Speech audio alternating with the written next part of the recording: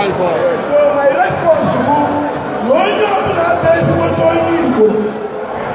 Never, never. What will you do if I was a look Biafra? I can tell you I won't do it. Because you know what we went through. I wouldn't find that before. We are still suffering in Nigeria. And never accept to be slaves in this war. South Africa is free. There is equality in South Africa. Nigeria people is not free because there's no equality in Nigeria. That's correct. Igbo is being marginalized. Igbo is being killed. Igbo is being treated like slaves. So long as they don't want to live with Nigeria, the only option we have is Biafra.